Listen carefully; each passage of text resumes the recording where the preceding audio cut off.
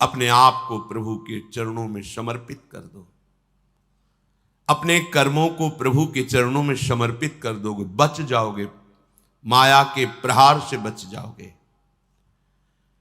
प्रभु कहते हैं जो शुभ शास्त्र के विधान के अनुसार कर्म किया गया और अशुभ जो शास्त्र के प्रतिकूल आचरण बन गया है वो भी सब मैं संभाल लूंगा, तुम केवल मेरी शरण में हो जाओ, तुम्हें नहीं भोगना पड़ेगा। भगवान कह रहे हैं। अगर बुद्धि ही खराब है तो भगवान की बात समझ में कैसे आएगी। कितना बढ़िया कृपा करके भगवान हमें उपदेश कर रहे हैं।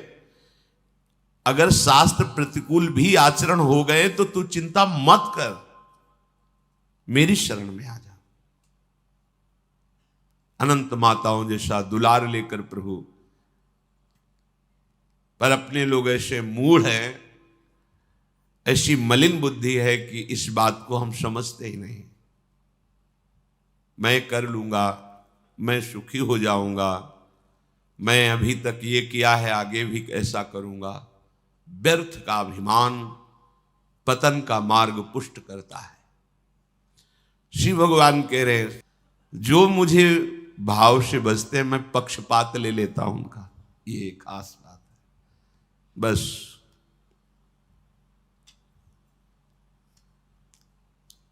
इसी बात से हम जीत गए। अगर केवल हिसाब हो तो हम कभी भगवत प्राप्ति नहीं कर सकते कि तुम जो करोगे वही तुम्हें मिलेगा, तो हम कभी भगवत प्राप्ति के लायक ही नहीं हो सकते। भाई ये बात हमें जिता देती है। ये भजन्तु माम भक्त्या मयि ते तेषु चाप्यहम्, मैं उनमें प्रकाशित हो जाता हूं और वो मेरे में प्रकाशित, जो मुझे प्रेम से भजता है। अब प्रेम है कि नहीं ये तो पता नहीं, पर प्रभु के सिवा और कोई है नहीं। वही जीवन है, वही हमारे सब हैं। राधा राधा राधा, इससे जीत गए। अगर हमारे हिसाब में देखा जाए तो ऐसा कोई तप सृष्टि में नहीं है जो भगवान को खरीद सके, ऐसा कोई सिद्धांत नहीं जो भगवान को अधीन कर सके। जैसे मां मेरा बच्चा है ऐसा मान करके हर समय आंतरिक दृष्टि रखती है, जरा सा भय उपस्थित होने पर आगे खड़ी हो जाती है। ये तो एक अंश का वात्सल्य है, वो वात्सल्य समुद्र है। बस इसी बात से हम जीत गए। नहीं तो भगवान जब अपने स्वभाव में हो तो हम कभी भगवत प्राप्ति नहीं कर सकते। भगवान का स्वभाव क्या? समोहम सर्वभूतेषु न मे द्वेष्योस्ति न प्रियः, मेरा कोई प्रिय नहीं है और कोई अप्रिय नहीं है। फिर तो हमारी बात नहीं बन पाती। अगर हमारी बात बनी है तो उनके दुलार से बनी है। उनका दुलार कैसे अनुभव में आया, कैसे आता है? अपनापन करने से। मेरे प्रभु जैसे भी है हम आपके हैं नाथ, अब आपके सिवा हमारा कोई सहारा नहीं। और ये बात जब वाणी से हृदय में उतर जाती है तो फिर जो चमत्कार जीवन में होता है वो किसी और साधन से नहीं होता है। मृत्यु से बचने के लिए बड़े बड़े उपाय किए जाते हैं। जब हार हो जाती है उपायों की, तब ये बात ध्यान आती है कि है कोई ऐसा जो मुझे बचा सकता है। नहीं, जीव का ऐसा स्वभाव बन गया है कि वो पहले भगवान की शरण होता ही नहीं है। वो जब तक हार नहीं जाता तब तक भगवान की शरण नहीं होता है। ये पक्की बात है, ये स्वभाव है उसका। आखिरी दम तक वो तिनके का भी सहारा लेने की कोशिश करेगा। जब तिनके का भी सहारा नहीं रह जाता तब वो हारे को हरिनाम, तब वो सहारा लेता है। अगर पहले ही ले ले तो हारना ना पड़े, उसे विपत्तियों का सामना ना करना पड़े। एक बार देवताओं ने देखा कि युद्ध में जितने असुर मारे जाते हैं, दैत्य, उन सबको भगवान शुक्राचार्य जी के पास संजीवनी विद्या है। विद्या का प्रयोग किया, तत्काल जीवित हस्त पुष्ट। भगवान बृहस्पति जी के पास ये विद्या नहीं। जितने देवता मारे जाते वो अंग भंग वैसी स्थिति में रहते, मृत तो मृत। भगवान बृहस्पति जी के पास ये विद्या थी नहीं, भगवान शुक्राचार्य जी के पास। देवताओं ने बृहस्पति जी को अपना गुरु माना और दैत्यों ने शुक्राचार्य जी को गुरु माना। अपने गुरुदेव की कहीं भी लघुता मन में भी नहीं आनी चाहिए। इसलिए देवताओं ने कभी बृहस्पति जी से ये प्रार्थना भी नहीं की कि आप संजीवनी विद्या सीख लीजिए, हम लोगों को जिलाने, कभी प्रार्थना नहीं की। गुरु महिमा है। पर उनके बड़े पुत्र का नाम कच्छ था। उनसे बात की कि आप हमारे गुरु पुत्र हैं और हमारे ऊपर सबसे बड़ी संकट की बात है कि कोई साधन नहीं है जिससे हम अमर हो सके, और शुक्राचार्य जी के पास साधन है, संजीवनी विद्या। कोई भी असुर नहीं, जो भी मरा उसको तत्काल जीवित कर दिया। अगर आप जाएं भगवान शुक्राचार्य जी के पास और शिष्यत्व स्वीकार करें और उनको प्रसन्न कर लें तो आप अधिकारी हैं, आपको संजीवनी विद्या दे सकते हैं एक जीवन को जिलाने के लिए। अपनी जो परा विद्या है, ये जन्म मरण का चक्र ही रोक करके श्री जी के पास प्राप्ति कराने वाली ये परा विद्या है। जिनसे संजीवनी विद्या प्रकट हुई है उनकी भी संजीवनी है हमारी लाडली जो। जय श्री हरिवंश मदन सर जर्जर विथिकित श्याम सजीवन मूली, दिव्य प्रमोद रस सार निजांग संग पीयूष बीच निचय रविसेचयंती कंदर्प कोटि सर मूर्छित नंद सोनु संजीवनी जयति कापी निकुंज देवी। ये जो अपने पास विद्या है ना, ये परा विद्या है। करोड़ों संजीवनी विद्या इसके समान नहीं, क्योंकि हमारी लाडली जू अनंत ब्रह्मांडों के ईश्वर भगवान श्री कृष्ण की भी संजीवनी मूरी है। संजीवनी जयति कापि निकुंज देवी।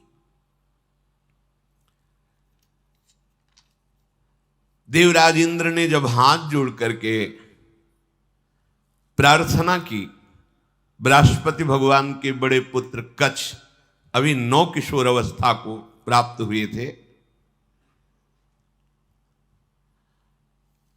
उन्होंने कहा कि आप सब हमारे सम्माननीय हैं और आप हमको हमारे पिता बृहस्पति के समान आदर दे रहे हैं।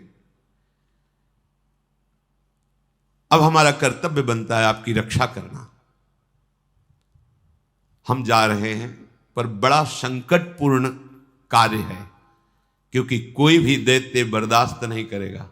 हो सकता है मेरी मृत्यु भी हो जाए, पर आपके हित के लिए मैं मृत्यु का भी वरण कर लूंगा। जो संत स्वभाव के होते हैं उनका प्रभाव यही होता है कि वो अपनी हानि करके दूसरे का परम लाभ करना निश्चित करते हैं, और जो अशंत स्वभाव के होते हैं वो दूसरे की हानि करके अपना लाभ सोचते हैं। कच्छ ने सब देवताओं को आश्वासन दिया, अगर जीवित रहा तो संजीवनी विद्या लेके ही आऊंगा, और ना जीवित रहा तो फिर बात अलग है। इसमें परहित की भावना बहुत जोर की।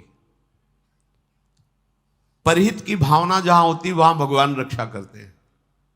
स्वसुख वांछा जहां होती वहां आसुरी भाव होता है, राक्षसी भाव होता है, फिर वहां दुर्गति होती है।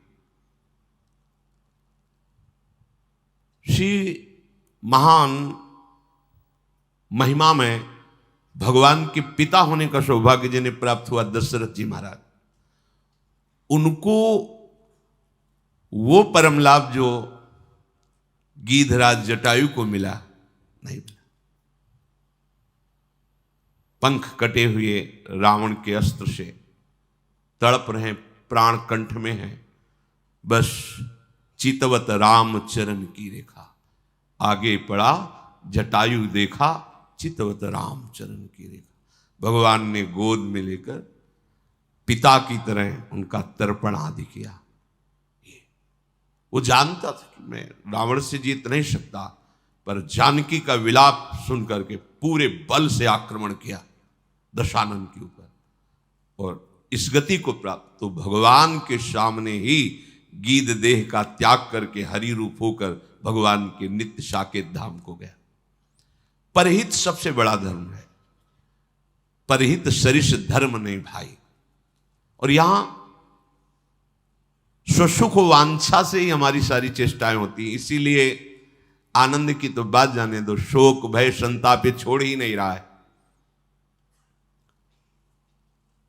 कच्छ जी दैत्यों की सभा में विराजमान भगवान शुक्राचार्य जी के पास गए, उन्हें प्रणाम किया और कहा मैं आपसे एकांत में प्रार्थना करना चाहता हूं। भगवान शुक्राचार्य जी ने एक तेजस्वी बालक एकांत समय दिया, प्रणाम करके कहा मैं अंगिरा ऋषि का पौत्र, भगवान बृहस्पति का पुत्र, मेरा नाम कच्छ है और मैं आपका शिष्य होना चाहता हूं। ब्रह्मन, मैं आपको गुरु रूप में वरण करता हूं। मैं 1000 वर्ष तक ब्रह्मचर्य रह करके आपकी सेवा करना चाहता हूं और आप इसके लिए मुझे मना मत करना, इसकी अनुमति दे देना।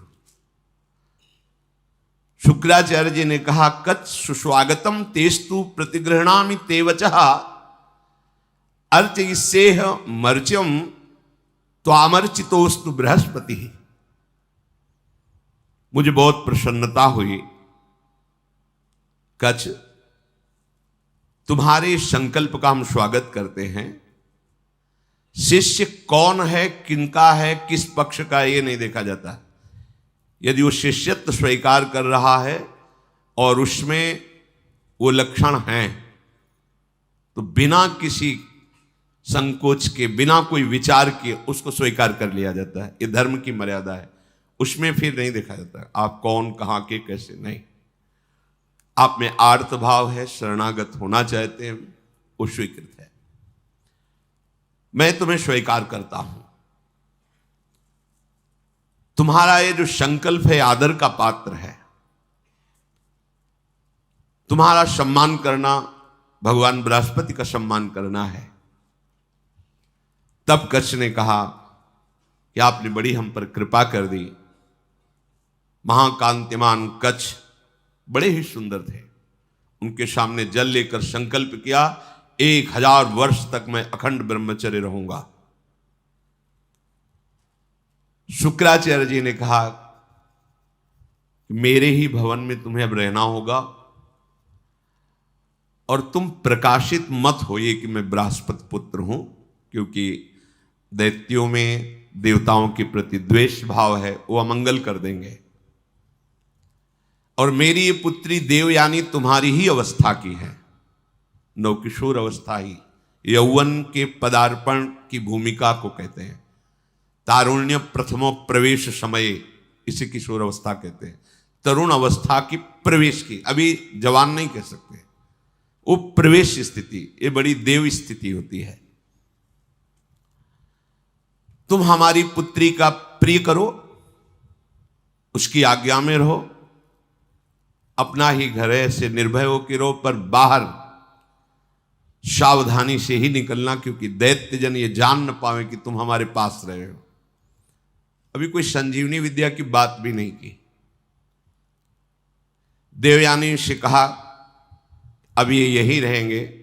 1000 वर्ष तक का इन्होंने नियम पूर्वक ब्रह्मचर्य का संकल्प लिया है। देवयानी जी ने स्वीकार किया उनको।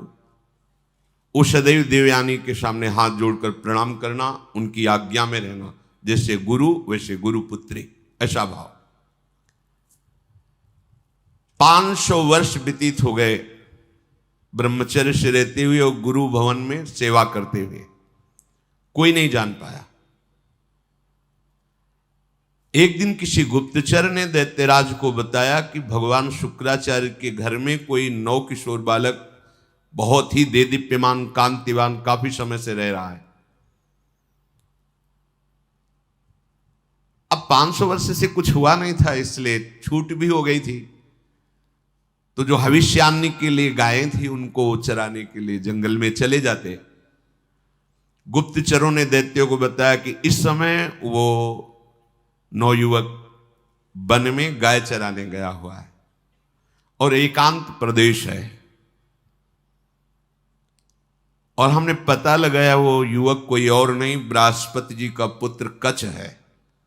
गुप्तचर भी बड़ी विद्या से युक्त होते हैं पूरा, और मुझे लग रहा है कि ये सब एक देवताओं का प्लान है जो संजीवनी विद्या सीखने के लिए भेजा है। अब आपका क्या आदेश है? उनका आदेश क्या? उसे मार के फेंक दो, पर ऐसी सावधानी से मार करके उसे अलग अलग करो जिससे शुक्राचार्य जी जिला ना पावे। एकांत प्रदेश में वो गौएं चरा रहे थे, दैत्यों ने जाकर अस्त्र शस्त्र से उन्हें छोटे छोटे टुकड़े काट डाले कच्छ के और कुत्तों को खवा दिया। देखो, एक संजीवनी विद्या के लिए कष्ट सहना, और ये तो अंतिम है, अब संसार चक्र में ही नहीं आना। इसके लिए अगर एक बार कोई हमारे ऊपर प्रहार करे या शरीर छूट जाए तो मेरा घाटा थोड़ी है, शरीर तो वैसे ही छूटना है। अगर मुझे शरीर छोड़ने पर श्री जी मिल जाती है तो सस्ता बड़ा सौदा है, बहुत सस्ता सौदा है। प्राण दिए यह प्रेम न पाइए, और मुझे मिल रहा है तो दौड़ के पहले नंबर में खड़े होना चाहिए। ये तो एक संजीवनी विद्या है, प्राप्त तो है। दैत्यों के पास इतने सामर्थ्यशाली महात्मा भी हैं, क्या उनका स्वभाव बदला? क्या वो आनंद से तृप्त हुए क्या? लेकिन राधा राधा कह के देखो, ये राधा नाम परा विद्या है, अमृत है, तुम्हें तृप्त कर देगा। समस्त कामनाएं भस्म करके, कर्म बंधन से मुक्त करके, प्रेम में डुबोकर श्री जी के पास पहुंचा देगा। जहां ना आना है न जाना है, जहां पाना तो खूब है, न गैस बनेगी, न मल बनेगा, न मूत्र बनेगा। दिव्य, न बुढ़ापा है, न कोई पीड़ा है, न कोई रोग है, चिदानंद शरीर। कोई भय नहीं कि कभी हटा दिए जाएंगे, दूसरा आएगा तो हमारी जगह ले लेगा, ऐसा नहीं। बस वहीं विश्राम मिलेगा। चलना है, मन में ठान लो, चलना है। पर यह बात कि जिस मार्ग में हम चल रहे हैं उसमें फूल ही फूल नहीं मिलेंगे, शूल भी मिलेंगे। शूल को देख के डरना नहीं, वो शूल फूल बन जाएंगे। पर आप सोचो कि अब हम तो भजन में चले तो सब जयमाला पहनावे हमें, और हमें प्रणाम करें, नमस्कार करें, तो भूल जाना जब आप अच्छी चढ़ाई पर चढ़ रहे होंगे तो पैर पकड़ के घसीटने वाले हजारों दौड़ पड़ेंगे, पर आपको रुकना नहीं है। बल आपका श्री जी, इसलिए कोई घसीट नहीं सकता, पर विघ्न बाधाएं आपको घेर लेंगी। किसी उत्तम वस्तु की प्राप्ति के लिए बहुत उसे छुपा के रखा जाता है, बड़े विघ्न रखे जाते हैं जिसे कोई अधिकारी ही प्राप्त कर पावे। उनको मार दिया कच्छ को, उनके शरीर के टुकड़े टुकड़े करके कुत्तों को खवा दिया। अब उस दिन गौएं बिना रक्षक के वापस आ गई। देवयानी जी ने देखा कि कच्छ तो आए नहीं, गौएं लौट आई। उन्होंने शुक्राचार्य जी से कहा कि भगवान, आपने अग्निहोत्र कर लिया, सूर्य देवस्थाचल को चले गए, गौएं वापस आ गई, पर कच्छ वापस नहीं आया।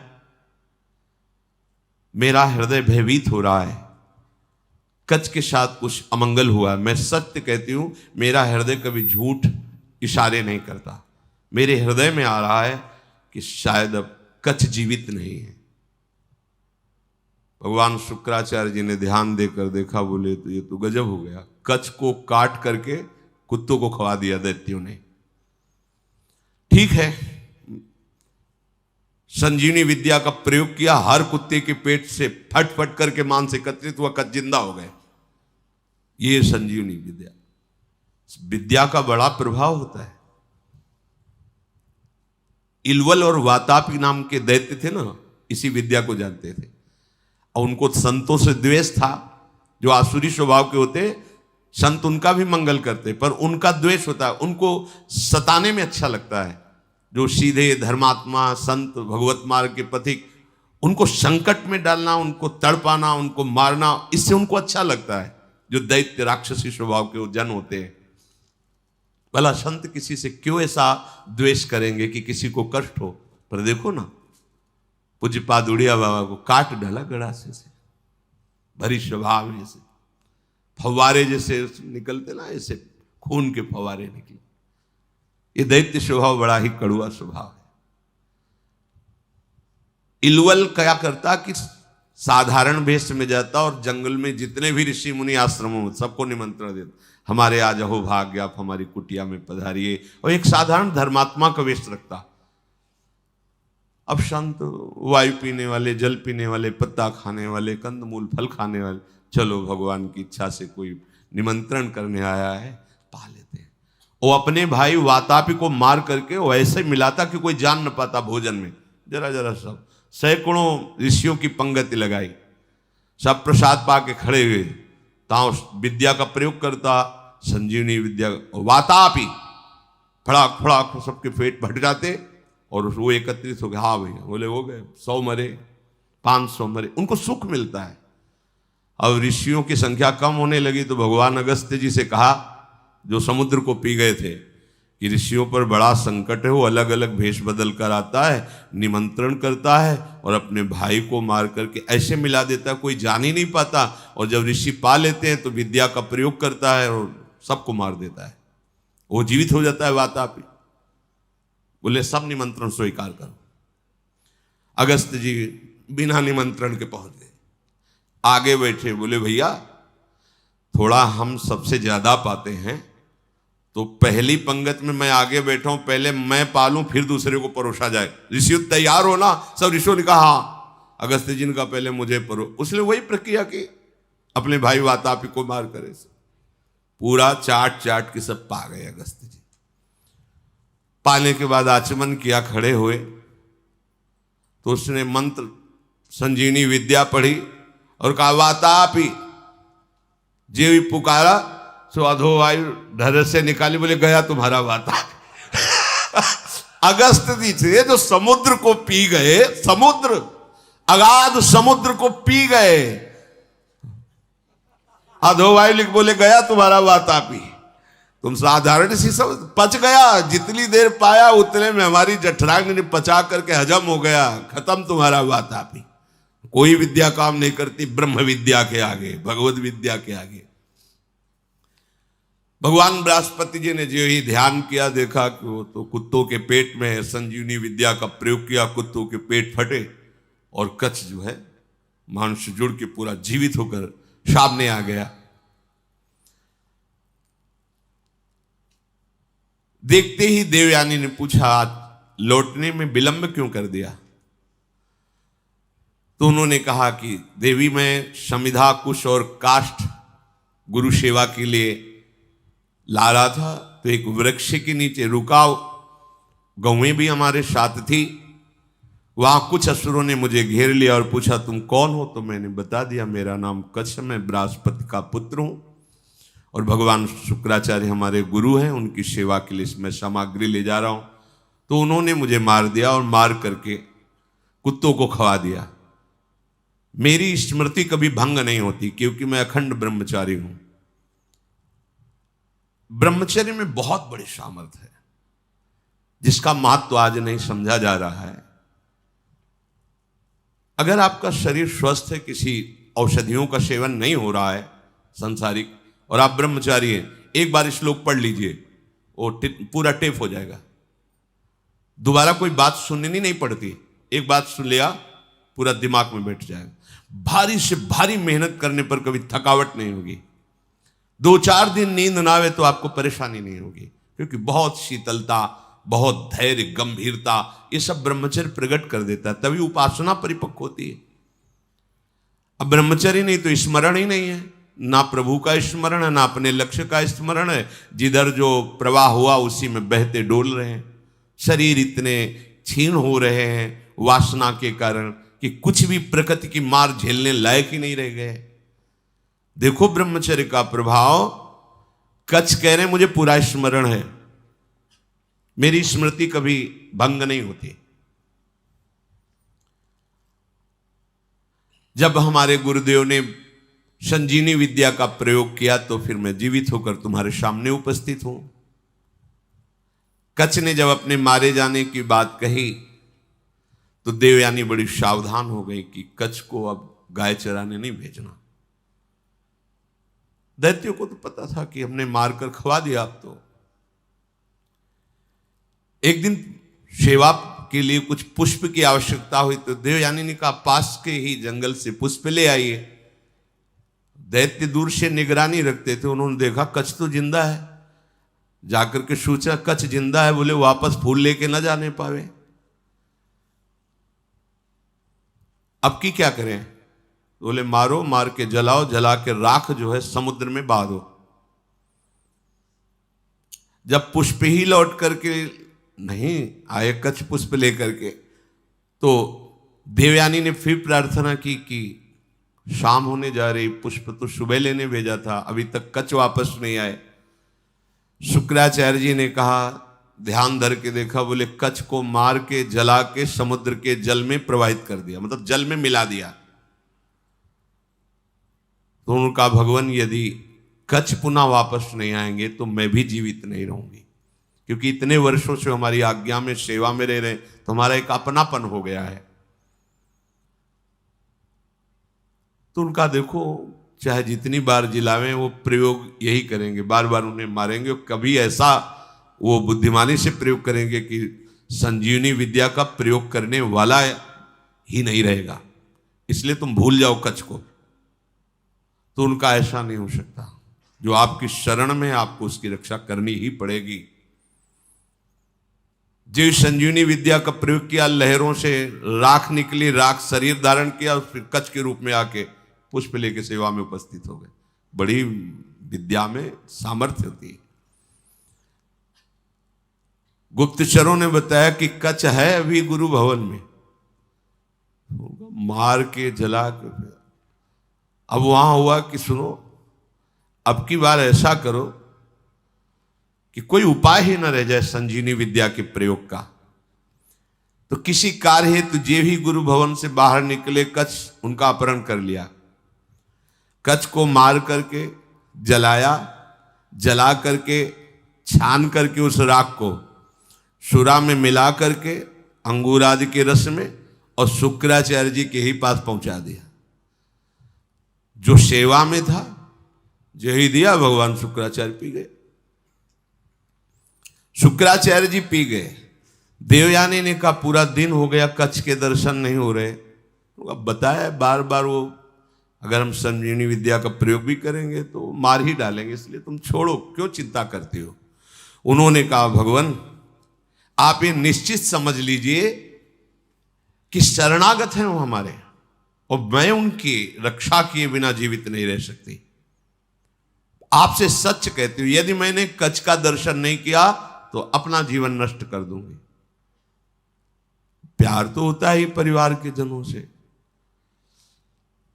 शुक्राचार्य जी ने कहा बेटी बृहस्पति का पुत्र कच्छ इस बार ऐसी घटना में स्थित है, या तुम्हारे पिता रहेंगे या कच्छ रहेगा। देवयानी तुम शोक छोड़ो, रो मत। तुम्हारी जैसी विवेकशालिनी और शास्त्र स्वाध्याय करने वाली युवती के लिए ऐसा रोना या ऐसी बात कहना मैं जीवन त्याग दूंगी, ये उचित नहीं है। असंभव है अब जिलाना कच्छ को। बोले क्यों? बोले हमारे पेट में पहुंच चुका है वो। ध्यान के द्वारा देखा कि अंगूर आदि के रसों में सुरा मिला के उनको पिला दिया। बोले कच्छ को हम ही को पिला दिया गया। ऐसे ये द्वेषी हैं दैत्यजन कि बाहर से तो पेट फाड़ के निकाल दिए सबके, सब जगह से बुला लिया। अब अगर हम विद्या का प्रयोग करते हैं तो हमारी मृत्यु हो जाएगी, क्योंकि निकलेंगे। देवयानी ने कहा कि मेरे दुख को अगर दूर करना चाहते हैं तो कच्छ को बुलाना ही पड़ेगा। तो उन्होंने कहा इसमें कोई संशय नहीं कि दैत्य लोग बहुत द्वेषी हैं। मेरे शिष्य को मार डाला है भयंकर स्वभाव वाले दैत्य। ये जानते नहीं कि मैं कितनी सामर्थ्य से युक्त हूं, फिर भी मेरे शरणागत को कष्ट दे रहे हैं, विरुद्ध आचरण कर रहे हैं। मुझे लगता है कि अब इनके परास्त होने का समय आ गया है। जब कोई गुरुद्रोह करता है तो उसके नाश का निश्चित समय आ जाता है। इस तरह का अपराध चाहे वो देवराज इंद्र क्यों न हो, उसको भी भयभीत करके परास्त कर देता है। जो ब्रह्मचर्य के पालन में रत है, मेरी आज्ञा में रहता है, मुझे बहुत प्रिय है, उसका कोई अहित करे तो मानो मेरा ही अहित कर रहा है।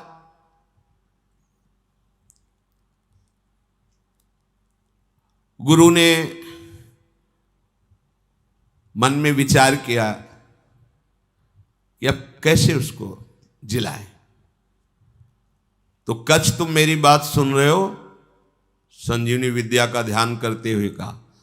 तो अंदर से कच्छ बोले, हाँ गुरुदेव सुन रहा हूं, बहुत भयभीत भी हूं, क्योंकि मैं आपकी हाथों के बीच में फंस गया हूं। विद्या के प्रभाव से अंदर से आवाज। गुरुदेव आप प्रसन्न हो, मैं आपको प्रणाम करता हूं। जैसे पुत्र का पिता पर और पिता का पुत्र पर स्नेह होता है, उसी प्रकार हमारा आपके प्रति और आपका हमारे प्रति स्नेह है। शुक्राचार्य जी ने कहा, उस समय मैं नहीं जान पाया जिस समय तुम हमारे मुख द्वार से उदर में गए। तो उनका, गुरुदेव आपके प्रसाद से और ब्रह्मचर्य से मेरी स्मरण शक्ति मरने पर भी नहीं छूटती। मुझे पूरी याद है, यदि आपने संजीवनी विद्या का प्रभाव किया और मैंने आपके पेट को फाड़ा तो सबसे बड़ा कलंकी मैं कहलाऊंगा कि गुरुदेव की हत्या करने वाला है। गुरुदेव, यद्यपि मैं कष्ट में हूं, पर मैं आपके पेट को, आप ऐसा संजीवनी विद्या का प्रयोग मत कीजिए जिससे आपकी मृत्यु हो जाए। मैं हर क्लेश सह सकता हूं, लेकिन गुरु के विरुद्ध नहीं चल सकता। आचार्यपाद, असुरों ने मुझे मार करके मेरे शरीर को जलाकर चूर्ण बना करके और अंगूर आदि के रस में मिलाकर आपको पिला दिया है। ब्राह्मी, आसुरी, दैवी तीनों मायाओं के आप ज्ञाता हैं। आपके होते हुए कोई भी माया उल्लंघन नहीं कर सकती। शुक्राचार्य जी ने कहा, बेटी दूसरा कोई कार्य कहो तो तुम्हारा प्रिय कर दें। अब कच्छ को बचा पाना बड़ा कठिन है, थोड़ी देर में मेरी आते कच्छ को पचा लेंगे। मेरे उदर के विदीर्ण होने के सिवा कोई दूसरा उपाय नहीं रह गया। अगर मैं ब्रह्म विद्या का प्रयोग करता हूं तो मेरे उदर में वो जीवित होंगे, उनका उदर, मेरा उदर फटेगा, मैं मर जाऊंगा। देवयानी जी ने कहा, पिताजी कच्छ का नाश नहीं होना चाहिए, क्योंकि आपका शरणागत शिष्य है, और आपका वध होना ये मैं देख नहीं सकती, सह नहीं सकती। आप बड़े प्रवीण हैं, दोनों के बीच का रास्ता निकालिए। शुक्राचार्य जी ने कहा, बृहस्पति के पुत्र कच्छ, तुम हमारी बात सुन रहे हो? देवयानी तुम पे प्रसन्न है और मैं भी तुम्हारा हित करना चाहता हूं, इसलिए तुम सुनो, मैं तुम्हें मृत संजीवनी विद्या देता हूं। आए भी इसीलिए थे, आज तक नहीं कहा था। गुरु की शरण जिस भाव से हुआ जाता है, बिना मांगे वो बात पूरी हो जाती है, यदि आपकी निष्ठा और भावना है। देखो, ऐसी परिस्थिति दैत्यों ने प्रकट की विपरीत, लेकिन वही विपरीतता इनके लिए अनुकूलता का स्वरूप हो गई। शुक्राचार्य जी ने कहा, तुम सुनो, मैं तुम्हें संजीवनी विद्या का उपदेश करता हूं। संजीवनी विद्या का उपदेश किया और कहा, जब मैं अपने ऊपर प्रयोग करूंगा तो तुम बाहर निकलना, मेरा पेट फाड़ के तो मेरी मृत्यु हो जाएगी, फिर तुम संजीवनी विद्या का प्रयोग मेरे ऊपर करना, जिससे मैं जीवित हो जाऊंगा। मेरे इस शरीर से जीवित निकलकर तुम मेरे वास्तविक पुत्र बन जाओगे, क्योंकि मेरे उदर में रहे तुम। गुरु से विद्या प्राप्त करके सामर्थ्यशाली होने पर भी शिष्य को सदैव गुरु के प्रति दोष दृष्टि से रहित धर्मयुक्त दासता का भाव ही रखना चाहिए। तो भगवान शुक्राचार्य से संजीवनी विद्या प्राप्त करके उन्होंने कहा, हाँ प्रभु मेरी स्मरण में आ गई संजीवनी विद्या। जे ही प्रयोग किया, संजीवनी शुक्राचार्य जी का पेट फटा और कच्छ बाहर निकले। बड़ा ही तेजस्वी स्वरूप संजीवनी विद्या प्राप्त करने के बाद और हो गया कच्छ का, मानो मूर्तिमान वेद रूप धारण करके आ गए हो। शुक्राचार्य गुरुदेव को भूमि में मृत पड़ा देख करके उन्होंने अपनी गुरु विद्या संजीवनी का प्रयोग किया। जे ही प्रयोग किया ते ही उठ खड़े हुए भगवान शुक्राचार्य, साष्टांग प्रणाम किया। गुरुदेव, मैं विद्या से शून्य था, उस दशा में आपने मेरा पालन पोषण किया और अत्यंत दुर्लभ मृत संजीवनी विद्या दी, जो अमृत धारा है। कोई भी महात्मा ऐसा कैसे हो सकता है कि अपने ऐसे उपकार करने वाले गुरुदेव को कभी भी दुखी कर सके। आप ही मेरे मां हो, आप ही मेरे पिता हो। हे गुरुदेव, हम जिस कार्य के लिए आए थे वो कार्य पूर्ण हुआ, पर मैं सदैव आपका हूं, आपका दास हूं। जब जैसी आज्ञा आप हमें जरूर दीजिएगा। गुरु की कृपा के बिना कोई भी विद्या सिद्ध नहीं होती। जो गुरुदेव से विद्या प्राप्त करके गुरुदेव की अवहेलना कर देता है, उसे प्रतिष्ठा रहित पाप पूर्ण नरकों की प्राप्ति होती है। कोई भी मंदबुद्धि अज्ञान से युक्त होकर के कभी यदि अपने गुरुदेव का अपमान कर दे तो धर्म भ्रष्ट हो जाएगा, उसे ब्रह्म हत्या का पाप लगता है। इस लोक परलोक में दोनों में उसकी निंदा होती है। तपस्या की निधियों की निधि अप्रमेय शक्तिशाली महानुभाव शुक्राचार्य जी ऐसी बात सुनकर बहुत प्रसन्न हुए, गुरु निष्ठा देख करके। कच्छ ने देवताओं का कार्य सिद्ध कर दिया, संजीवनी विद्या उन्हें प्राप्त हो गई, पर वो 1000 वर्ष पूरा करने के लिए अपने गुरु की सेवा में रहे। फिर प्रणाम किया और कहा, अब मुझे अपने घर जाने की अनुमति दीजिए। जब कच्छ का व्रत पूरा हो गया, गुरु ने उनको जाने की आज्ञा की, तो देवयानी ने कहा, हमारी सेवा में रहे हो, मेरी आज्ञा के बिना कैसे जा सकते हो? आप उत्तम कुल विद्या तपस्या इंद्रिय संयम से सुशोभित हो रहे हो।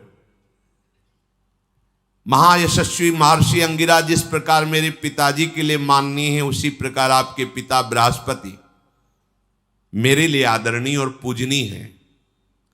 तपोधन, अब मैं जो बात कर रही हूं उस पर ध्यान दीजिए। आपका ब्रह्मचर्य व्रत 1000 वर्ष का था, समाप्त हुआ,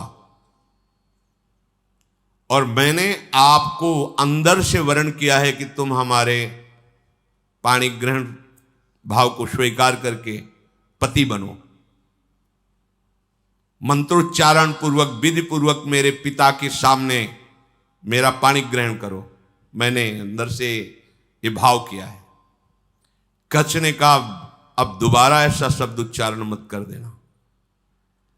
देवयानी, तुम्हारे पिता भगवान शुक्राचार्य मेरे भी पिता हैं, क्योंकि मैं उनके उदर में रह चुका हूं।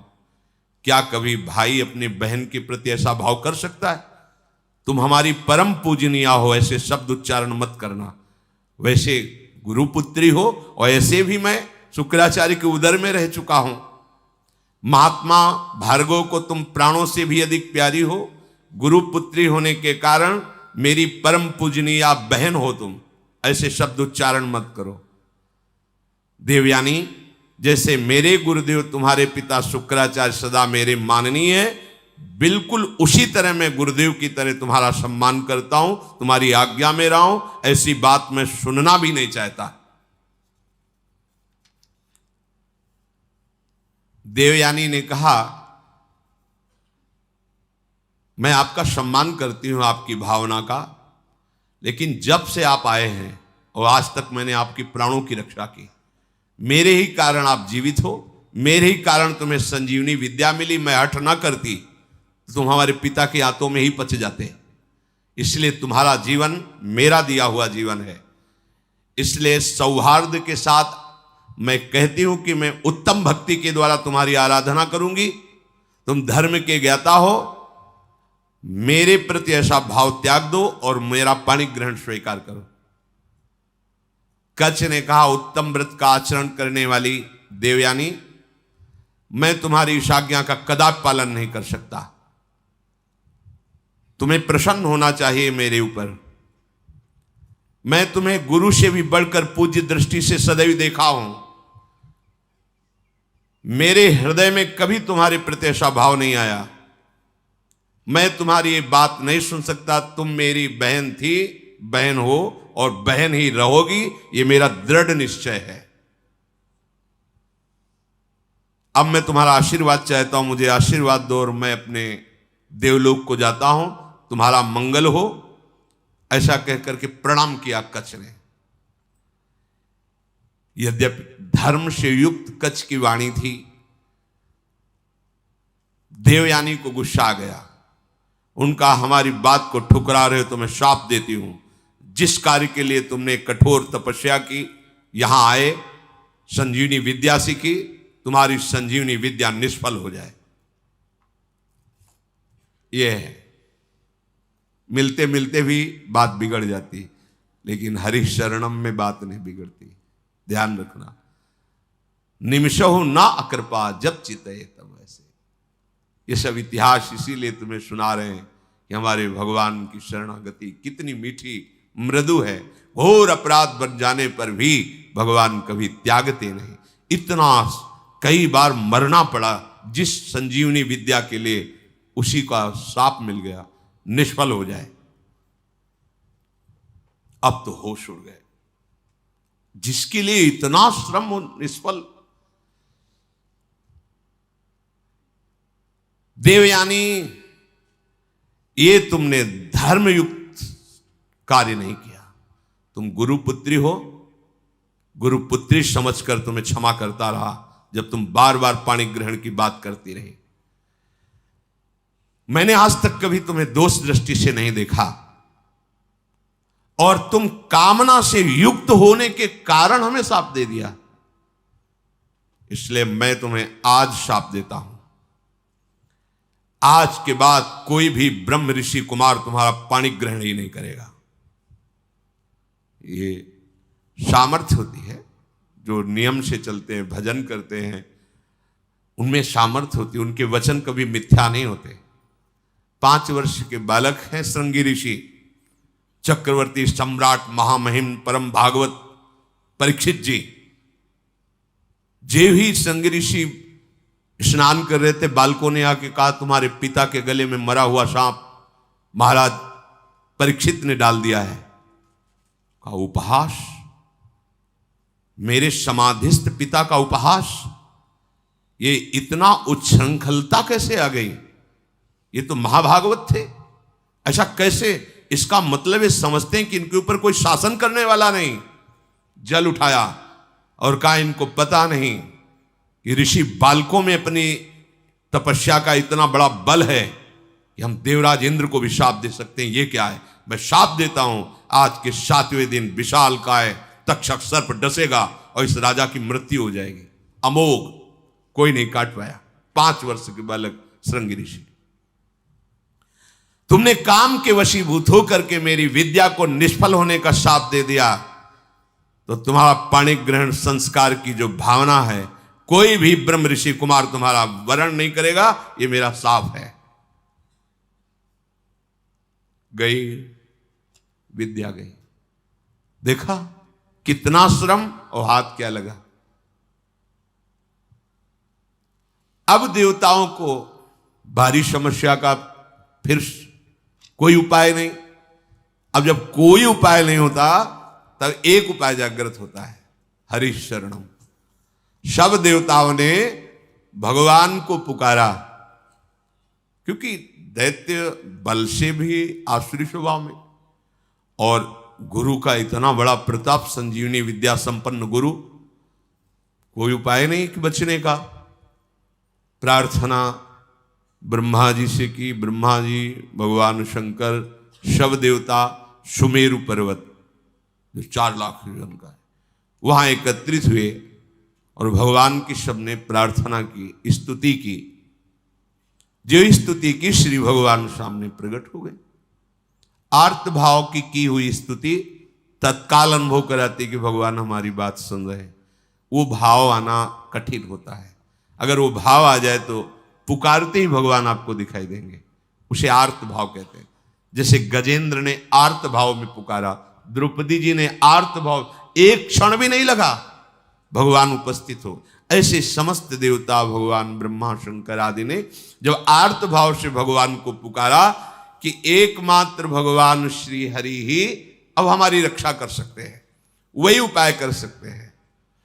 जे भी भगवान श्री हरि सुमेरु पर्वत पर प्रकट हुए, समस्त देवता, ब्रह्मा जी, भगवान शंकर ने देखा कि जैसे करोड़ों सूर्य एक साथ उदय हो गए हो, ऐसी आभा प्रकट हुई।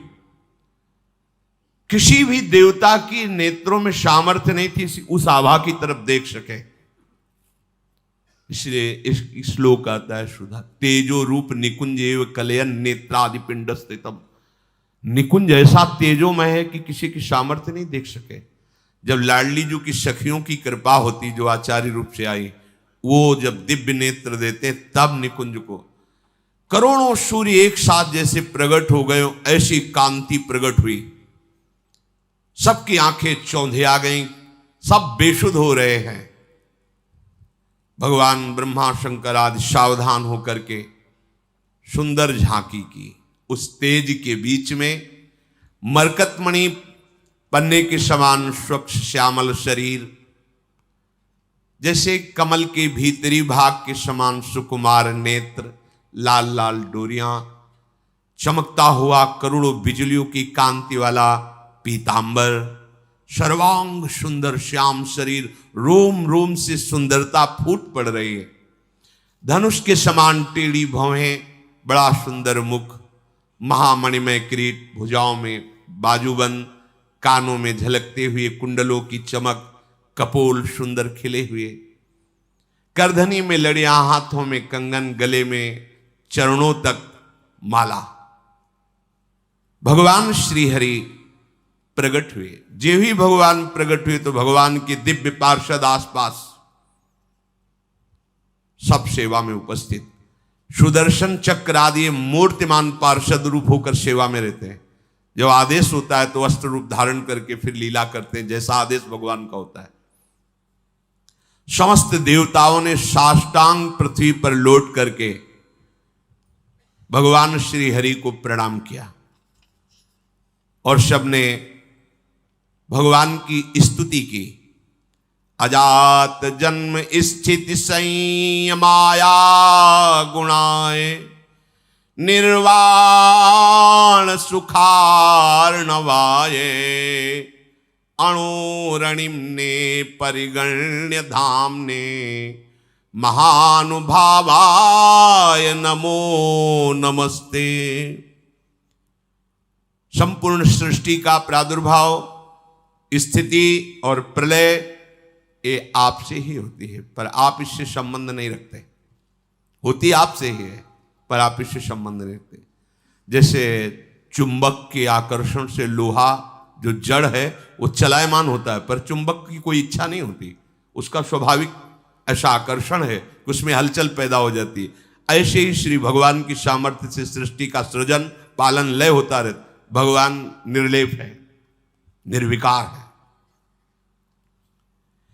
प्राकृत गुणों से रहित एवं मोक्ष स्वरूप परमानंद के महान समुद्र, सूक्ष्म से भी सूक्ष्म और महान से भी महान, हे परमेश्वरशाली प्रभु श्री हरि, हम आपको बार बार नमस्कार करते हैं। समस्त देवताओं ने भगवान की स्तुति की और कहा, प्रभु आप ही हमारे रक्षक हैं। जब कोई विशेष संकट पड़ता है तब आप हमारी रक्षा करते हैं। ब्रह्मादि देवताओं ने स्तुति करके मौन होकर हाथ जोड़कर खड़े हो गए। यह स्वभाव है क्या, जब हार जाता है तब याद आती भगवान की। ये सबका स्वभाव, पहले ही भगवान की याद कर लो। पर वो जब किसी ऐसी विपत्ति में फंसता कि कोई सहयोगी नहीं होता, तब भगवान की याद आती है। सब हाथ जोड़कर खड़े हो गए। समस्त लोकों के एकमात्र स्वामी भगवान श्री हरि ने कहा, ब्रह्मा, शंकर और समस्त देवताओं, सावधान होकर सुनो, ये मेरी सलाह है, इससे तुम सबका मंगल होगा। इस समय तुम्हें यह समझना चाहिए कि गुरु की कृपा है दैत्यों के ऊपर। तुम युद्ध में परास्त नहीं कर सकते। गुरु मेहरबान तो चेला पहलवान। भगवान कह रहे हैं तुम परास्त नहीं कर सकते। असुरों पर काल का एक छत्र कृपा प्रसाद है, क्योंकि वो गुरु सेवा में है, शुक्राचार्य जी को अनुकूल किए हुए हैं। उनकी इस समय कोई भी अभ्युदय या अवनति नहीं कर सकता। हमारा विचार है कि इस समय तुम्हें अस्त्र शस्त्र रहित होकर उनकी सभा में जाना चाहिए, नमस्कार करना चाहिए, उनसे मित्रता करनी चाहिए और फिर एक बड़ा कार्य का अनुष्ठान करो। जब तुम्हारा कार्य सिद्ध हो जाए फिर तुम भले उनसे लड़ाई करना। तुम्हारा कार्य होगा समुद्र मंथन, जिससे अमृत निकलेगा। उस अमृत को तुम पी लोगे तो संजीवनी विद्या की जरूरत ही नहीं, कोई देवता मरेगा ही नहीं। पर अमृत अकेले नहीं निकलेगा, मंथन में प्रयत्न करेंगे वो भी, पर वो अहंकार और द्वेष से युक्त होने के कारण उस अमृत के अधिकारी नहीं है। वो अमृत तुम्ही को मिलेगा। वो अमृत का प्रभाव है, जरा सा भी मुख में चला जाए तो कभी वो मरेगा नहीं। लेकिन ये अमृत पीकर देवता भी परम शांत या परमानंद में निमग्न नहीं है, वो भी अंदर से भयभीत रहते हैं, उनके अंदर भी कामनाएं हैं। इसलिए ये अमृत काम का नहीं है अपने। कौन सा अमृत? अपने लिए काम का। राधा नाम सुधा रसम, सुधा माने होता है अमृत, अमृत रस राधा राधा राधा, जहां पूर्ण निर्भयता, किसी से द्वेष ही नहीं। हरिवंश नाम लीन जे अजात शत्रु ते सदा। व्यवस्था मैं करूंगा, मंदराचल की मथानी होगी, वासुकी नाग की नेति होगी, समुद्र का मंथन करने की पूरी व्यवस्था मैं करूंगा।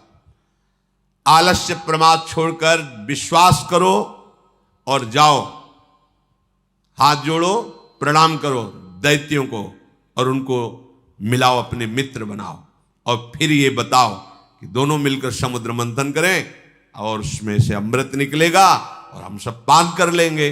वो राजी हो जाएं। बिल्कुल क्रोध मत करना और जो कुछ भी निकले मेरे इशारे के बिना तुम स्वीकार करने की चेष्टा मत करना। देवताओं को आदेश देकर भगवान श्री हरि उन्हीं के बीच में अंतर्धान हो गए। उनके चले जाने पर ब्रह्मा शंकर ने उस दिशा को नमस्कार किया जिधर भगवान अंतर्धान हुए। देवराज इंद्र, वायु देवता, अग्नि देवता, बड़े बड़े लोकपाल ईश्वर कोटि के जो देवता हैं, ये कोई अस्त्र नहीं, कोई शस्त्र नहीं, सर झुकाए हुए दैत्यों की सभा में प्रवेश। बड़े बड़े सेनापति, दैत्यों के उद्भट, देवताओं को परास्त करने की सामर्थ्य रखने वाले, अपने अपने अस्त्र संभाल लिए। और उनमें हुआ कि जब अस्त्र नहीं लिए और सर झुका के, अरे इसका मतलब ये युद्ध के लिए नहीं, इसका मतलब ये संधि भावना से आ रहे हैं। उन्होंने अपने अपने अस्त्र नीचे उतारे। देवता लोग गए और हाथ जोड़कर ऐसे किया। ऐसे ही काम बनता है। अगर अमृत पद प्राप्त करना है ना, तो जो गाली दे तो भी हाथ जोड़ना पड़ेगा। ये भगवान की सलाह है। अगर अमृत पद प्राप्त करना है तो देखो, यहां किसी का कोई यश व्यस नहीं रहता। पढ़ के देख लो, एक से एक सब माया सब धूल डालती चली है। किसका यश है? किसका यश है? एक समय आता है कि एक आदमी का यश फैल जाता है। दूसरा समय आता है कोई जानता नहीं कौन था, क्या, कैसा, धूल में मिल गया। ये यश, ये कीर्ति, ये प्रणाम, ये नमस्कार, रुपया, पैसा, बिल्डिंग, माया, ये सब छलावा है। केवल जीने के लिए इन वस्तुओं को अपना आराध्य मानकर समय नष्ट करना बड़ी मूढ़ता होगी। अखंड भगवान का स्मरण चल रहा है, अब वो जैसे रखें उनका कार्य है। अपना लक्ष्य केवल प्रभु होना चाहिए, प्रभु के सिवा और कुछ सब व्यर्थ है, सब व्यर्थ है। मरे तो क्या रह गया, क्या रह जाएगा।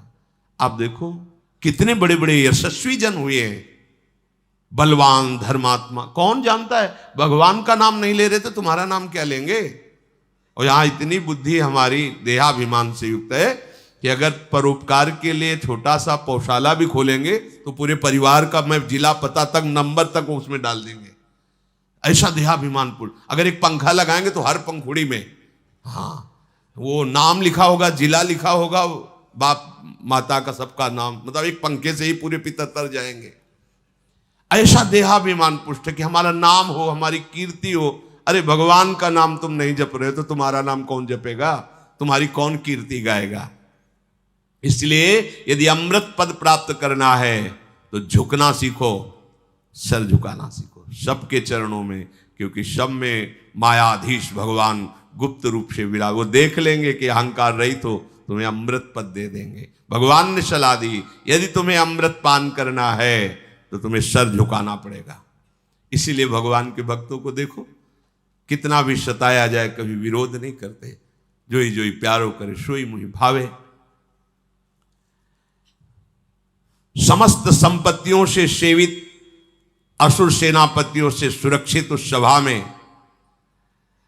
देवताओं ने कहा कि हमारे मन में एक विचार आया है, क्या आप लोग सहयोग करेंगे। हम दोनों मिलकर के यदि समुद्र मंथन करें और उससे अमृत निकलेगा, पक्का निकलेगा, हमें विश्वास है क्योंकि भगवान ने बताया था। अगर आपको जचे तो आप स्वीकृति दे दो तो उपाय किया जाए अमृत मंथन का। तो वहां शंबर, अरिष्ट नेमी, त्रिपुर निवासी बड़े बड़े बलवान दैत्य बैठे थे। उन्होंने कहा अमृत मिल जाएगा तब तो सब बढ़िया बात बन गई। अब इसमें समझौता की क्या बात है, हम सब एक ही है, चलो समुद्र मंथन प्रारंभ करते हैं। सबने मंथन के लिए स्वीकृति दे दी, समुद्र मंथन के लिए। भगवान ने बताया था कि मंदराचल की मथानी होगी, 11,000 योजन ऊपर, 11,000 नीचे। एक योजन का मतलब 4 कोस, 11,000 का मतलब 11 का मतलब 44,000 कोस, 44,000 कोस ऊंचे। और नीचे मूल जड़ भी 11,000 उखाड़ के लाना है समुद्र के समीप, और इसकी मथानी बनानी है। मंथन किसका हो रहा है, समुद्र का। अब बड़े बड़े बलवान देवता दैत्य मंदराचल को ललकारते हुए, गरजते हुए उखाड़ तो लिया, पर फिर संभाल नहीं पाए तो सैकड़ों देवता और दैत्य चटनी बन गए, इतना बड़ा पहाड़। अब देवताओं ने भगवान का स्मरण किया कि प्रभु शुरुआत से अमंगल शुरू हो गया, और डर गए सब कि अब ये तो घटना इतनी घट गई, इसी में हजारों देवता दैत्य पिस गए तो कैसे काम चलेगा।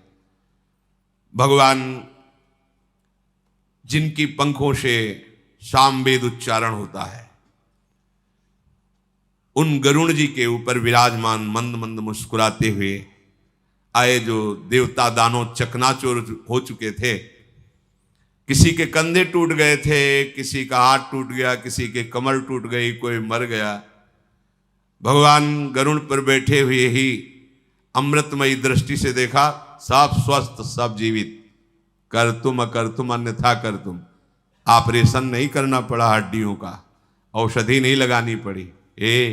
समझो भगवान बिना औषधि के भी, सारी औषधियों में सामर्थ्य उन्हीं के है।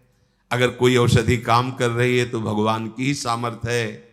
वो आपको, आपके मन को, आपके हृदय को परम शीतल कर देंगे। इसलिए सब औषधियों की औषधि हरि नाम है, विश्वास करो। अमृतमयी दृष्टि से सबको स्वस्थ और जीवित कर दिया। इसके बाद गरुड़ जी को आदेश किया, गरुड़ जी थोड़ा नीचे उतरे। ऐसे ही जैसे कोई कमल का फूल पकड़े, ऐसे भगवान ने मंदराचल को उठाया, गरुड़ जी के एक पंखे पे रख लिया और कहा चलो समुद्र के किनारे सब। और समुद्र के तट पर जाकर मंदराचल को विराजमान किया। भगवान के आज्ञानुसार वासुकी नाग को बुलाया गया और कहा, तुम्हें हम वचन देते हैं कि अमृत में तुम्हारा हिस्सा होगा, पर आपको नेति का काम करना पड़ेगा। वासुकी नागों के राजा है, हजारों फड़धारी, विशालकाय। वो भी आनंदित हुए और समुद्र मंथन में मंदराचल की नेति, वो रस्सी बनने का काम किया। अब उत्साह सहित मंदराचल को समुद्र में पधराया गया। ऊपर से वासुकी नाग की नेति बनी। समुद्र मंथन आरंभ किया गया। भगवान ने देवताओं को इशारा किया, हमारे साथ आओ। वासुकी नाग के मुख को की तरफ असुर लोग हट गए, बोले हमको तुम इतना नीच समझते हो कि सांप की पूंछ पकड़ेंगे, नहीं होगा समुद्र मंथन। भगवान यही चाहते थे। भगवान ने कहा नहीं, आप अगर आपको ऐसा लगता है चलो सब पूंछ पे चलो, क्योंकि जब मंथन होगा तो भारी विषाग्नि निकलेगी वासुकी नाग के मुख से। असुर स्वभाव के जो होते ना, उनको यही, अगर उनका मंगल भी चाहो ना तो उनको अमंगल ही अच्छा लगता है। उन्होंने कहा कोई हम ऐसे वैसे नहीं है कि हम सांप की पूंछ पकड़े, तुम आगे रहो हम पीछे, नहीं समुद्र में। भगवान ने कहा आइए आइए आइए पकड़िए, और देवता उसका काम बन गया, चलो पूंछ की तरफ चलो। अब देवताओं ने पूंछ की तरफ और असुर मुख की तरफ, लक्ष्य है अमृत प्राप्ति, समुद्र मंथन प्रारंभ किया। लेकिन जेव ही घुमाया तो मंदराचल धंसने लगा। फिर भगवान से कदम कदम पर भगवान की जरूरत है भगवत प्राप्ति के लिए।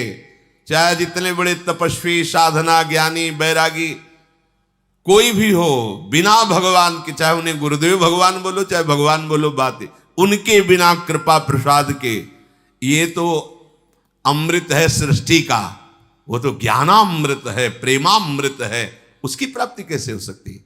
सब कुछ ठीक, मंथन प्रारंभ, मंदराचल धंसने लगा। अगाध समुद्र। भगवान का चिंतन किया, भगवान की प्रार्थना की कि प्रभु कृपा करके अब तो सहयोग करो, नहीं तो सब किया कराया। सबके मुंह में उदासी छा गई। भगवान ने तुरंत एक विशालकाय कच्छप का रूप धारण किया। सत्य संकल्प भगवान की इच्छा करते ही 1,00,000 योजन की पीठ है जिनकी, 4,00,000 कोस तक कच्छपावतार भगवान का, 1,00,000 योजन की फैली, 1,00,000 योजन प्रस्तारिणा द्वीप युवा परो महान, मानो कोई बहुत बड़ा द्वीप प्रकट, 4,00,000 कोस, 1,00,000 योजन, 4,00,000 कोस भगवान की पीठ थी, कच्छप भगवान। सबके देखते देखते मंदराचल के नीचे चले गए। मंदराचल से मानो जैसे पीठ में कोई खुजली करे, ऐसे ऐसे कच्छप भगवान को खुजली सी लगी और आराम करने लगे। मंदराचल की अब तह मिल गए, कच्छप भगवान की पीठ पर मंदराचल। अब तो मंदराचल को घुमाना प्रारंभ किया गया। समुद्र मंथन संपन्न करने के लिए असुरों में भगवान आसुरी शक्ति के रूप में, देवताओं में दैवी शक्ति के रूप में, वासुकी नाग में निद्रा के रूप में, नीचे कच्छप के रूप में, ऊपर सहस्त्रावाव रूप रख करके पकड़े हुए सबसे ऊपर चोटी पे, ये किसी को पता नहीं। पूरा का पूरा मंथन भगवान ही से हो रहा है। इसीलिए कहते हैं अहंकार मत करो, साधना तुमसे नहीं, भगवान करा रहे हैं। बात को समझो। लग रहा है कि देवता और दैत्य कर रहे हैं, शुरू से अभी तक देख लो, सलाह देने वाले, मार्ग बताने वाले, व्यवस्था करने वाले, और फिर अमृत का हरण भी होगा तो वो भी छुटा के तुम्हें पिलाने वाले। अगर भगवान श्री हरि का आश्रय नहीं लिए तो ये तो प्रकृति के मंथन से, प्राकृतिक ही तो है समुद्र, और यहां ज्ञान समुद्र के मंथन से प्रेमामृत का पान करना है। इनमें बिना जगत गुरु श्री कृष्ण के कौन विजय प्राप्त कर सकता है? बोले इसमें गुरु की क्या आवश्यकता है, तो चल के देख लो, मिल ही जाए तो बता देना आके। आज तक किसी को मिला हो, इतिहास साक्षी हो तो बता देना। बिना गुरु का आश्रय लिए, और वो गुरु भगवान है। भगवान गुरु, गुरु भगवान। अब समुद्र मंथन बड़ी दृढ़ता से प्रारंभ हुआ। जेवी समुद्र मंथन प्रारंभ हुआ, वासुकी नाग के मुख से विष उगलना प्रारंभ। आप देवता सुरक्षित है पूंछ की तरफ, दैत्य झुलस रहे हैं, देवताओं की तरफ देख रहे हैं तो हल्की हल्की फुहारें आ रही शीतल। क्यों? भगवान के जिस पक्ष में है उनके पक्ष में हो ना, तो वहीं विष की ज्वाला और वहीं शीतल फुहारें। भगवान कह रहे समूहम सर्वभूतेषु, देखो समूहम, जो नीचे की पंक्ति में कहा जो मेरा भजन करता है, पक्षपात ले लेते हैं भगवान। शुद्ध हो गया समुद्र, भारी मंथन प्रारंभ हुआ, ऐसी विष के धुएं निकलने लगे, व्याकुलता बढ़ गई। भगवान ने तत्काल शीतल जल वर्षा का आदेश किया कि अगर ऐसा तो फिर कैसे समुद्र में, पग पग पर विघ्न है, भगवान न हो तो साधना सिद्ध ही नहीं हो सकती। भगवान की प्रेरणा से दिव्य बादल आकर के वर्षा करने लगे, शीतल सुगंधित वायु चलने लगी, सबकी जान में जान आया। अजित भगवान स्वयं मेघ के समान सांवला शरीर, पीतांबर धारण किए, कानों में मकराकृत कुंडल बिजली की तरह चमक रहे हैं। विश्व विजयी भगवान देवताओं की तरफ खड़े होकर स्वयं मंथन कराने लगे। अब बड़े वेग से मंदराचल घुमाया जाने लगा, समुद्र में खलबली मच गई। समुद्र ने भी हाथ जोड़कर कहा कि महाराज मेरे तो प्राण ही चले जाएंगे। बोले तुम भी धैर्य रखो, सहो, तुमको भी अमृत का छींटा मिल जाएगा। अमृत के लोभ से देखो, और ये अमृत देवता पीकर भी किस सुख को प्राप्त कर रहे हैं, देख लो। ये नामामृत, लीला अमृत के सामने कुछ नहीं। ब्रह्मा जी रोज प्रणाम करते हैं भगवान के भक्त को। ये भगवान की भक्ति के समान जो प्रेमामृत है, कहीं नहीं, कहीं नहीं। जो अमृत पिए हुए देवता, उनसे भी श्रेष्ठ मानव देह कहा गया है। देव दुर्लभ ही होनी कही गई। क्यों? क्योंकि इसमें तुम नामामृत का पान कर सकते हो, ज्ञानामृत का पान कर सकते हो, प्रेमामृत का पान कर सकते हो। अब तो जे ही मंथन शुरू हुआ तो हलाहल विष निकला। मंथन काय के लिए हो रहा है? अमृत के लिए। पर अमृत के पहले क्या निकला मंथन में? विष। इस विष को केवल शिव पचा सकते हैं, शिव, दूसरा नहीं। क्या विष है? कहते जब पहले भजन नहीं करते थे बड़ी शांति लगती थी, जब से भजन शुरू किया गंदी गंदी बातें आ रही, काम आ रहा, क्रोध आ रहा। अब मंथन शुरू तो विष आएगा नहीं। शिव, तुम्हारा संबंध नहीं है अंतःकरण धर्म से, ये ज्ञान ही शिव है। वंदे बोधमयम नित्यम, बोध माने ज्ञान। जो ज्ञान स्वरूप है वही इस विष को पचा सकता है, नहीं पचाना मुश्किल है। हार जाओगे, भाग जाना पड़ेगा, आप टूट जाओगे। नहीं, ज्ञान के द्वारा, विवेक के द्वारा। अगर इस विष को न पचाया होता तो संतों ने अमृत पान न किया होता। हलाहल नामक इतना वो जहरीला कि उसके जो फूहे उड़ रहे थे, आसपास का सब वन भस्म हो गया। अब देवता दैत्य सब के प्राण व्याकुल हो गए केवल उसकी भाप से जो जहर निकला। भगवान ने कहा कि चलो सब कैलाशपति का स्मरण करो, देवाधिदेव महादेव भगवान शंकर ही बचा सकते हैं। भगवान सदाशिव को पुकारा, अंबा के साथ भगवान प्रकट हुए।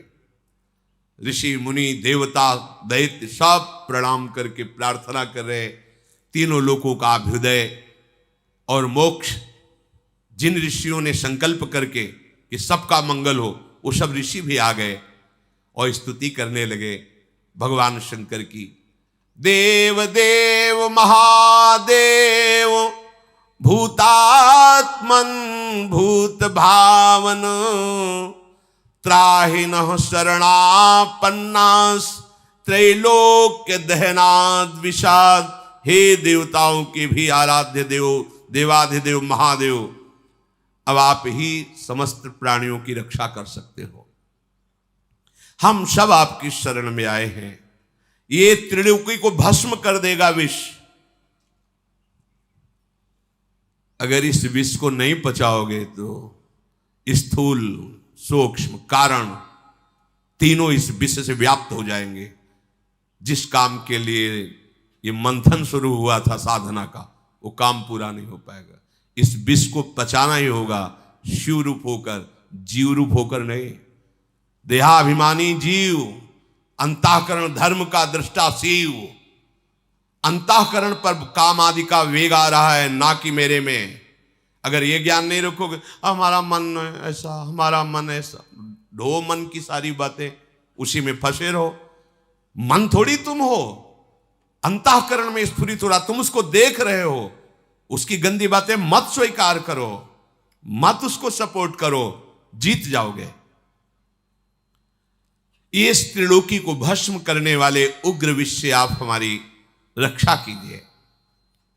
भगवान शंकर से जब स्तुति की समस्त लोकपालों ने, प्रजा का संकट देखकर अकारण करुणा करने वाले भगवान शंकर ने अपनी प्रिया अंबा सती जी से कहा, देवी देखो तो बड़ा संकट उपस्थित हुआ इनके ऊपर। यद्यपि लालसा थी अमृत की, निकला पहले विष। और ये सिद्धांत भी है, यत तज्ञे विषम्यु तो परिणामे अमृतोपमम। ये विष जैसा लगता है, 2 बजे उठना और फिर दिनचर्या करना, ब्रह्मचर्य से रहना, भजन की भावना में डूबना, किसी से कोई भी व्यवहार नहीं, मनोरंजन नहीं, ये सब विष जैसा लगता है। इसका परिणाम अमृत होगा। अब मेरा कर्तव्य बनता है कि मैं इन्हें निर्भय कर दूं। सबकी रक्षा करना सामर्थ्यशालियों की सामर्थ्य का प्रयोग है। सज्जन पुरुष अपने क्षणभंगुर प्राणों की भी बलि देकर दूसरे की रक्षा करते हैं। देखो, कोई भी कार्य करने के पहले अपने अर्धांग से अनुमति लेना ही चाहिए। यहां प्रमाण दे रहे हैं जगत गुरु भगवान शिव, सती जी से कह रहे कि अब हमारे इनकी रक्षा करने आप आदेश कीजिए, आप सहमति दीजिए। उनके ऊपर कृपा करना ही है। और इस कृपा से मुझे पता है कि मुझे श्री हरि का प्रेम प्राप्त होगा, क्योंकि श्री हरि के ही द्वारा प्रेरित ये कार्य हो रहा है। चराचर जगत में जब श्री हरि प्रसन्न हो जाते हैं तो फिर उसको और कुछ प्रसन्न करना बाकी नहीं रहता किसी के लिए। मैं इस विष का भक्षण करूंगा।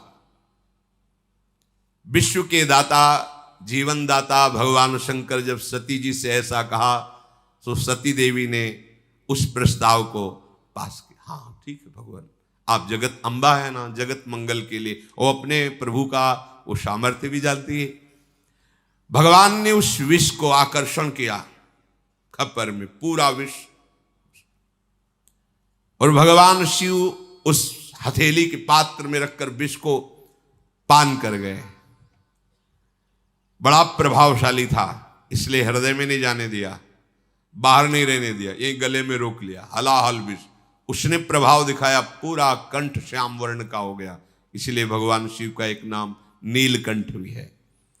जिस समय भगवान शिव विष पी रहे थे तो उससे एक छोटा सा एक विष की बूंद गिरी। उसी से जितनी जहरीली औषधियां, जहर और सर्प बिच्छू आदि जो जहरीले जंतु, उसी जहर से हुआ। अगर पूरा जहर होता तो क्या होता? सब भस्म हो जाता त्रिभुवन। भगवान शिव ने उसे गले में रोक लिया। फिर मंथन प्रारंभ हुआ, आगे की चर्चा है। ये समुद्र मंथन है। बिना हृदय मंथन किए भगवत प्राप्ति के अमृत पद को कोई प्राप्त नहीं करता। एक संजीवनी विद्या के लिए उन्होंने जीवन को दांव में लगा दिया, एक अमृत प्राप्ति के लिए जो लोकवत है। देखो कैसा, और आप भगवदामृत पान करने के लिए कितने मजबूत होने चाहिए।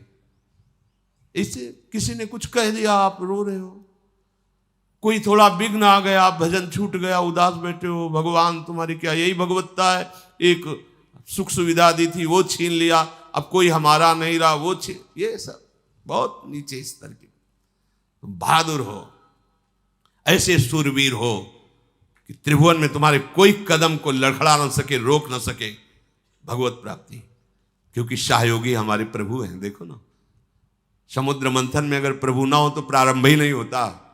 ऐसे ही तुम्हारे भगवत प्राप्ति को अगर प्रभु स्वीकार न किए होते तो प्रारंभ ही नहीं होता। यही सर आवत अति कठिनाई, राम कृपा बिनु आई न जाई, गृह कारज नाना जंजाला, तेति दुर्गम शैल विशाला। पहाड़ जैसे हैं ये घर परिवार के मोह ममता, इसको जो लांघ कर तुम आए हो ना, तो हरि ने तुम्हें घसीटा है। वही अमृत पद तक सहयोग करते हैं और वही अमृत पद के रूप में मिलते हैं। इसलिए साधक को कहा जाता है कर्ता भाव छोड़ो।